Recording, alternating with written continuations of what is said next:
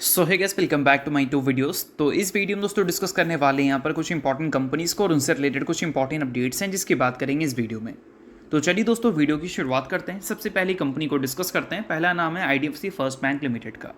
But इसको discuss करने से पहले दोस्तों, अगर आपने अभी तक मेरे टेलीग्राम चैनल को ज्वाइन नहीं किया है तो उसका लिंक आपको डिस्क्रिप्शन में दिख जाएगा। लिंक के थ्रू जाकर चैनल को ज्वाइन कर लो और साथ में इस चैनल को भी सब्सक्राइब करके बेल आइकन को प्रेस कर लो ताकि आने वाली जितनी भी अपडेट्स हैं उन सभी अपडेट्स का नोटिफिकेशन आपको सबसे पहले मिल सके। तो चलिए वीडियो की शुरुआत करते हैं। सबसे पहले बात करते हैं IDFC फर्स्ट बैंक से रिलेटेड कुछ इंपॉर्टेंट पॉइंट्स के बारे में। सो पिछले कुछ टाइम में आपने देखा ही है कि स्टॉक मार्केट में काफ़ी ह्यूज सेलिंग प्रेशर हमें देखने को मिला है। मार्केट काफ़ी ज़्यादा गिरी है। इस बीच में काफ़ी सारी कंपनी 20, 30, 40% तक टूटती हुई दिखी है। अगर IDFC फर्स्ट बैंक की बात करें तो इसमें भी गिरावट हमें 32% से ज़्यादा की देखने को मिल रही है। तो ये जो गिरावट वाला फेज चल रहा है दोस्तों पूरे मार्केट का, इसमें काफ़ी सारी कंपनीज़ के वैल्यूशंस में भी काफ़ी अच्छी खासी करेक्शंस हमें देखने को मिला है। अगर IDFC फर्स्ट बैंक की बात करें तो इसके वैल्यूशंस लगातार हमें साइडवेज परफॉर्म करते हुए देखने को मिले हैं, क्योंकि कंपनी के अर्निंग्स आपको कंसोलिडेट करती हुई दिख रही है और स्टॉक लगातार नीचे आता हुआ दिख रहा है इस वजह से। बट जानना पड़ेगा कि फिलहाल जो कंपनी का प्राइस टू अर्निंग मल्टीपल्स है 22.19 का, ये एक्सपेंसिव है या फिर ठीक है। सो दोस्तों, आप सभी को पता होना चाहिए कि IDFC फर्स्ट बैंक एक प्राइवेट बैंक है और प्राइवेट बैंक के लिस्ट आपको यहाँ पर देखने को मिलेंगे। सबसे बड़ा नाम HDFC बैंक, फिर ICICI bank, Kotak Mahindra bank. तो अभी रिसेंटली जो Q3 के अर्निंग्स आए थे उसमें अगर देखा जाए सबसे अच्छे नंबर्स कंसिस्टेंसी के मामले में तो वो हमें ICICI बैंक के देखने को मिले थे। इसमें इसका जो रेवेन्यू है वो 15% से ग्रो किया था और इनके जो प्रॉफिट्स हैं उसमें लगभग 16.5% की ग्रोथ देखने को मिल रही थी। और इसका प्राइस टू अर्निंग मल्टीपल्स अगर देखोगे तो HDFC बैंक से भी कम है और कोटक महिंद्रा बैंक से भी कम है। बट एक्सिस बैंक से कंपैरिजन करें तो ज़्यादा ज़रूर दिख रहा है। बट नोट करने वाली बात यहाँ पर यह है कि टॉप 4 जो प्राइवेट बैंक है, एक्सिस बैंक, ICICI बैंक और उसके अलावा कोटक महिंद्रा बैंक और HDFC बैंक, इन सभी में जो सबसे अच्छी ग्रोथ है वो हमें ICICI बैंक की देखने को मिलती है, डबल डिजिट में और कंसिस्टेंट। और वैल्यूएशन वाइज अगर देखा जाए तो ये सेकंड लोएस्ट वैल्यूएशन पे ट्रेड कर रही है। तो कहीं ना कहीं अगर टॉप 4 बैंक में से किसी एक बैंक के वैल्यूएशंस को पिक करना हो, वैल्यूएशन के बेसिस पे पिक करना हो, तो फिर आप ICICI बैंक के थ्रू जा सकते हो। और IDFC फर्स्ट बैंक की बात करें तो इसके जो नंबर्स अभी रिसेंटली हमें देखने को मिले तो उसके रेवेन्यू 18% से ग्रो करता हुआ दिखा ईयर ऑन ईयर बेसिस पे, और वही प्रॉफिट 53% से गिरता हुआ दिखा। बट वही अगर इसके प्राइस टू अर्निंग मल्टीपल्स की बात करें तो वो है 22 का, जिसको अगर कंपैरिजन करें बाकी के प्राइवेट बैंक से तो सेकेंड हाईएस्ट बोल सकते हैं वैल्यूएशन है IDFC फर्स्ट बैंक का। तो देखो, मैंने पहले भी बता रखा है आपको कि किसी भी कंपनी का जब वैल्यूएशन एक्सपेंसिव होता है तो वो दिक्कत की बात नहीं होती, बट उस बीच में अगर कंपनी के अर्निंग्स अच्छे नहीं आ रहे हैं पीयर्स के कंपैरिजन में तो फिर दिक्कत की बात है।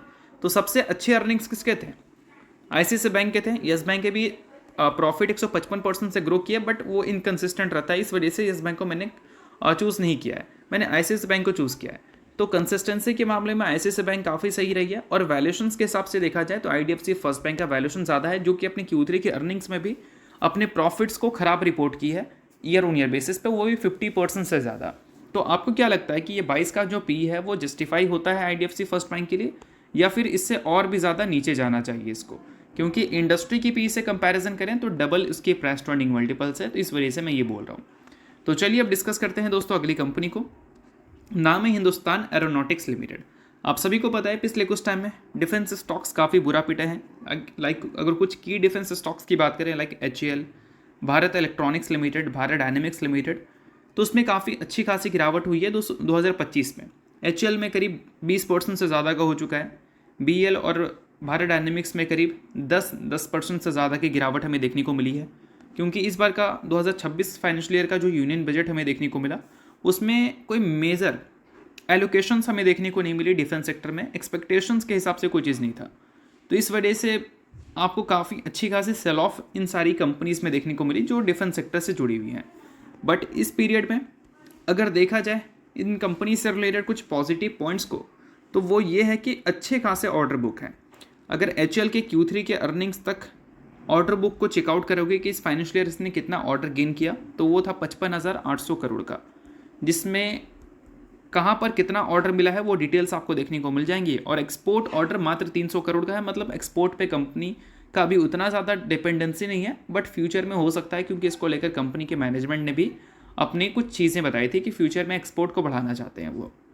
और दोस्तों यहाँ पर मेंशन है कि HL का ऑर्डर बुक अभी क्या है और उनके गोल्स क्या है। तो 2026 के फाइनेंशियल ईयर की बात करें तो 2.5 ट्रिलियन रुपीज़ तक वो ऑर्डर बुक उम्मीद कर रहे हैं, यानी कि लगभग 2.5 लाख करोड़ के आसपास वो उम्मीद कर रहे हैं अगले फाइनेंशियल ईयर इनके ऑर्डर बुक से। और 2030 तक की बात करें तो वहाँ पर 2.2 लाख करोड़ के आसपास की एक्सपेक्टेशन है।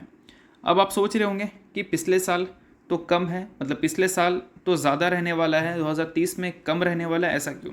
तो देखो दोस्तों, अभी कंपनी का लगभग 2.5 लाख करोड़ का ऑर्डर बुक है मान लो, तो इस ऑर्डर को कंपनी एग्जीक्यूट भी तो करेगी। एक टाइम पे तो ये ऑर्डर ज़ीरो होगा ही, उसके बाद न्यू ऑर्डर्स होगा। तो कंपनी का मेन फोकस ये है कि हर साल कंपनी का जो ऑर्डर बुक का वैल्यू रहे वो 2 लाख करोड़ के ऊपर रहे बाई 2030।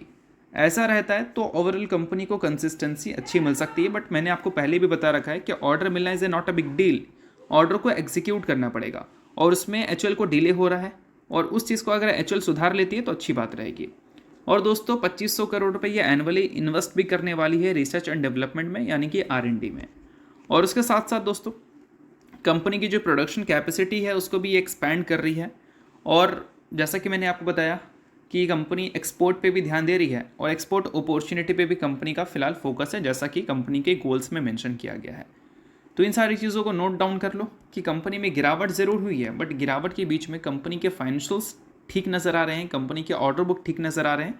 तो कहीं ना कहीं जो अभी गिरावट है इसमें घोड़ा गधा सब पिट रहा है, बट रिकवरी जो होगा वो सिर्फ घोड़ा में होगा और वही घोड़ा में होगा जिसके नंबर्स अच्छे रह रहे होंगे।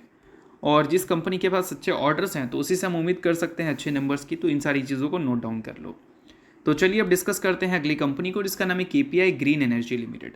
आप सभी को पता होना चाहिए कि KPI ग्रीन का भी गाइडेंस काफ़ी ज़्यादा बुलिश था।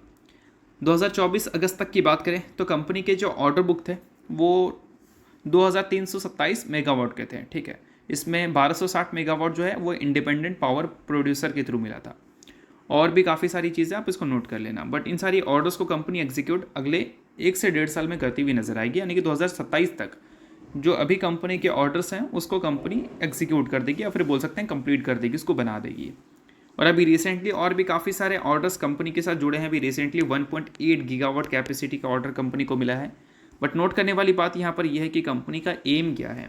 तो देखो 2030 तक की बात करें तो कंपनी एम कर रही है 10 गीगावाट कैपेसिटी का टारगेट को अचीव करना। 1000 मेगावाट का 1 गीगावाट होता है। और अगस्त तक की बात करें तो कंपनी के पास कितना था, लगभग कितना है, एक सेकेंड, हाँ 2000 मेगावाट है, या फिर 2 गीगावाट आप उसको बोल सकते हैं। तो अगले 5 सालों में कंपनी अपने बोल सकते हैं प्रेजेंट ऑर्डर को डबल नहीं 5 गुना करने वाली है, ऐसा कंपनी का एम है। और रेवेन्यू के हिसाब से बात करें तो KPI ग्रीन ने बताया भी था कि 2030 तक हर साल ये अपने रेवेन्यू को 60% तक ग्रोथ दिखाते हुए नजर आएंगे, जो कि काफ़ी बुलिश गाइडेंस था। अब देखो हो जाता तो अच्छी बात है, बट इन सारी चीज़ों को देखते हुए अगर देखा जाए तो उस चीज़ को कहीं ना कहीं कंपनी अचीव भी कर सकती है, क्योंकि अच्छे ऑर्डर्स हैं तो एग्जीक्यूशंस में कंपनी को प्रॉब्लम्स में भी होगी नहीं। और दोस्तों इन सभी चीज़ों के बीच में KPI ग्रीन में आपको बोनस स्प्लिट जैसे इवेंट्स भी ऑर्गेनाइज होती हुई देखने को मिलती है, जो कि इन्वेस्टर्स के लिए अच्छी बात रहती है। तो चलिए इन सारी कंपनीज़ को जो हमने कवर किया वो सभी कंपनीज से रिलेटेड अपडेट सिर्फ एजुकेशन पर्पस के लिए, कोई भी बाय सेल रिकमेंडेशन नहीं है। सभी चीज़ों को आप खुद से भी रिसर्च कर सकते हैं। तो चलिए ये वीडियो यहीं तक था। आपको करता हूँ वीडियो आपको अच्छा लगा, लाइक कीजिए, पहली बार सब्सक्राइब कीजिए। वीडियो के लिए बहुत बहुत शुक्रिया।